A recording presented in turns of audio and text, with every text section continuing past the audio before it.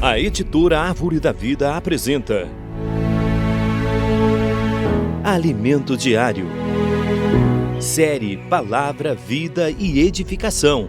Título do volume 6, O Enviado de Deus. Autor Pedro Dong. Semana 3. O pão que desceu do céu dá vida ao mundo. Quinta-feira, o Senhor está conosco.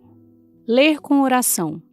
A nossa luta não é contra o sangue e a carne, e sim contra os principados e potestades, contra os dominadores deste mundo tenebroso, contra as forças espirituais do mal nas regiões celestes.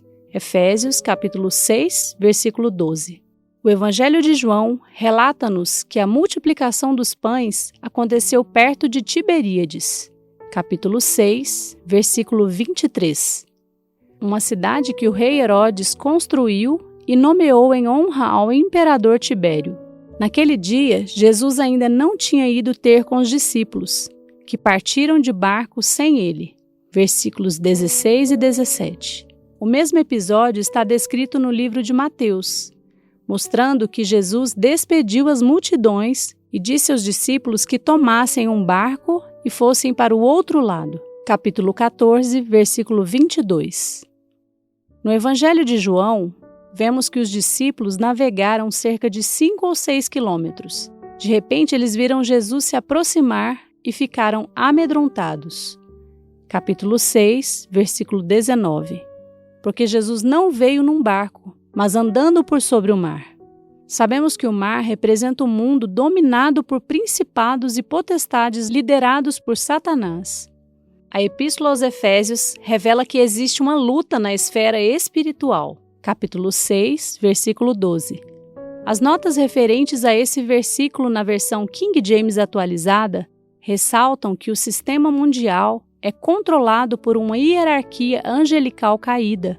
Os dominadores do mundo das trevas controlam todos os sistemas das nações. Assim é o mundo em que vivemos. O Evangelho de João relata que o mar estava agitado. Capítulo 6, versículo 18. Como vimos, o mar representa o mundo. O barco representa a igreja, que está no mundo, mas não faz parte dele. João, capítulo 17, versículo 14. Nós estamos no mundo, mas não somos do mundo. O barco está sobre as águas do mar, mas as águas não estão dentro do barco. Se a água do mar entrar, o barco afundará. Por isso, não coloquemos coisas do mundo na igreja. O barco precisa seguir sua rota até chegar a seu destino. Com Jesus no barco, chegaremos lá. Enquanto a obra de Deus avança, as forças espirituais do mal intensificam sua oposição. O barco com os discípulos representa a igreja, que, como vimos, está no mundo, todavia não pertence a ele. A igreja é o instrumento usado por Deus para realizar sua obra. Para cumprir sua missão, ao mesmo tempo em que sofre os ataques do diabo, a igreja precisa da presença de Jesus. Com ondas e tempestades, o mar tenta impedir que o barco avance. O vento sopra e o mar se agita para impedir que a igreja avance e chegue a seu destino. Se a igreja não avança, ela não causa preocupação ao império das trevas.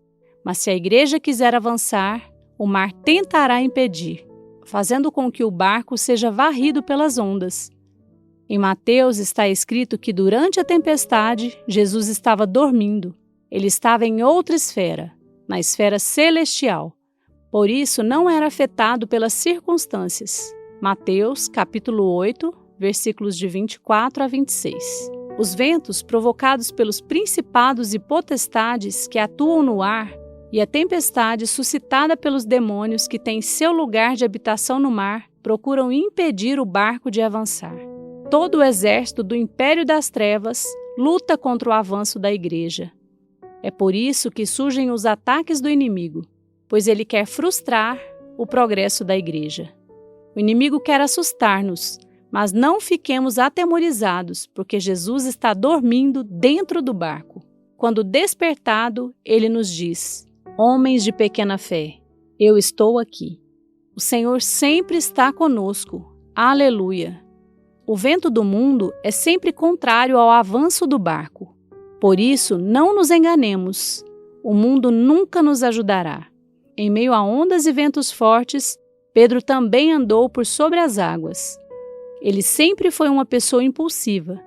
Ele quis andar sobre as águas e pediu isso ao Senhor.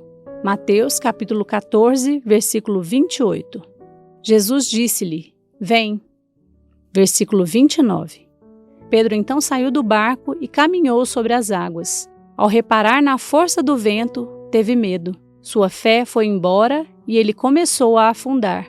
Com isso aprendemos que jamais devemos atentar para as circunstâncias e sabemos que isso não é fácil. Diante de uma situação de pressão, quem não é influenciado por ela, quem não esmorece, todos fraquejamos. Entretanto, precisamos aprender a viver pela fé, cada vez mais. Não fiquemos amedrontados pelas ameaças e oposições do inimigo. O Senhor está no barco. Podemos ficar tranquilos porque Ele está conosco. Escreva a frase que mais tocou o seu coração. Destaque os pontos-chave dessa frase. Ore de acordo com o conteúdo destacado. Esperamos você amanhã para mais uma leitura do Alimento Diário. Baixe e desfrute do nosso aplicativo EAV Play, disponível na Play Store e App Store.